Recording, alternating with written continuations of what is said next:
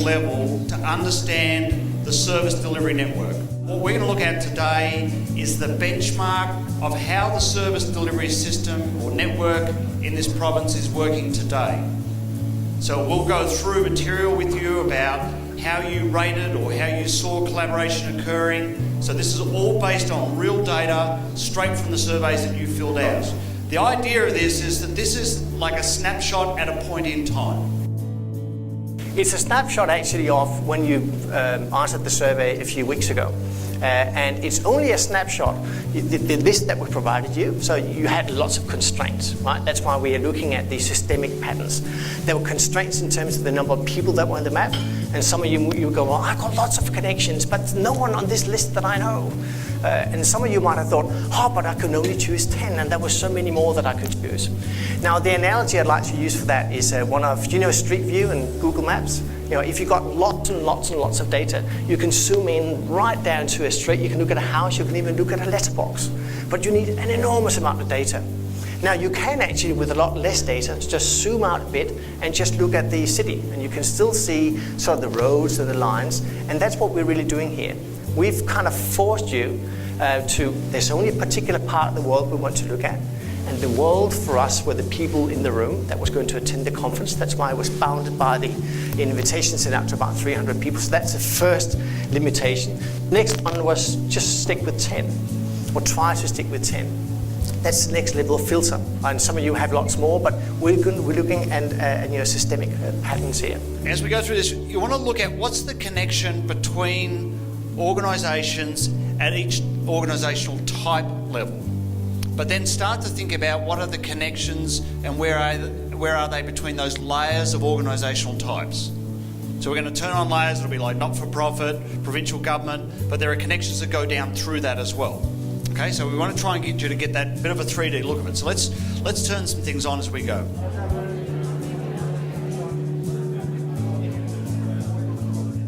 My initial reaction is this is long overdue, and it's definitely going to have a lot of value for the businesses that are going to be using the services of these service providers in the future.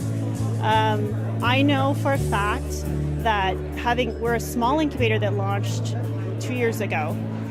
There's not enough money out there to just sustain you.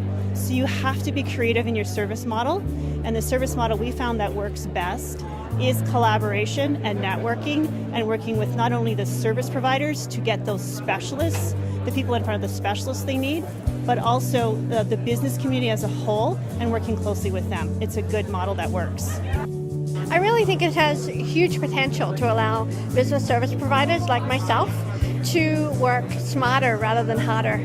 You know, to allow access to people that we don't know that have the information that we're searching for, instead of making 12 phone calls to allocate or find that information for our clients. Then it's just a couple of clicks away on the web to find the information that we need. Well, I think it's a new approach. I haven't seen and experienced in my professional career. I think that it's been long overdue to look at a new approach in terms of looking at new ways to do and provide service within the Alberta small business community. And it's exciting to be invited, and it looks like something that could potentially be cutting edge, and I'm glad to be here. It's an interesting concept. I've been kind of watching it as the day unfolded today, and took away some interesting insights. And as you've seen, there's been a lot of interesting questions, and I think the next steps will be interesting to see what evolves from the mapping that's been done. It's interesting. We talk a lot about overlap and duplication, and I think this may be a tool that can be used for us all to show the value in what we do, but also to reduce some of that overlap and duplication and ensure that we're referring to the right organisations. Personally, I found that there's probably not the linkages throughout the province that I actually thought there might have been. I wasn't surprised at my own network, but maybe just surprised that there wasn't greater linkages. There's still a lot of silos, and communities are still. There's linkages in communities, but not greater linkages to other communities and other resources and other areas.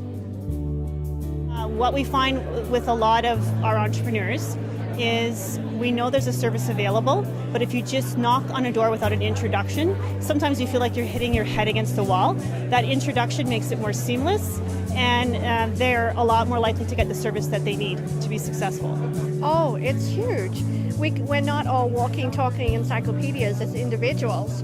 And so what I don't know, I know somebody in my networking group may know, or know somebody who knows. So there's a wealth of information that is out there available to us. Anything that can be done to improve networking and collaboration within the service provider community is important. What the future looks like, who knows? But the day-to-day business that service providers have, at the front lines is daunting. Anything that can help facilitate that work and to make it a little easier to provide the services to the community and to the clients within our community is very important. So what that looks like, who knows? I just think that it's baby steps. Concept looks good. Let's keep moving it ahead. Well, I think efficiencies as far as the flow of information. I think there would be less time for the client to be looking for the proper source of information. I think that there's been enough work and research done on what the hindrances are and what some of the the hurdles are. It's just a matter of us responding to those demands and presenting an environment that's going to have to help facilitate those hindrances. Yeah, of course, at the end of the day, it's all about the clients and ensuring they get the best service and ensuring that Albertan businesses get the supports they need so that they can be as successful as possible. We all know that starting up a business is terribly hard, so we want to make sure that they can get pointed to where they need to get their help from. I'd like to see it become an international network because our entrepreneurs are working outside of the province and importing, exporting even into the US. So the international connections and the national connections are just as important as the provincial. I think there would be a lot of condensation of services, less redundancy, and allow the clients to be more aware of what we offer, how accessible we are, and basically we're there to help them do business better. Greater, well, as the word that's been used a lot, greater transparency in what's available and services provided and a roadmap of where those services are.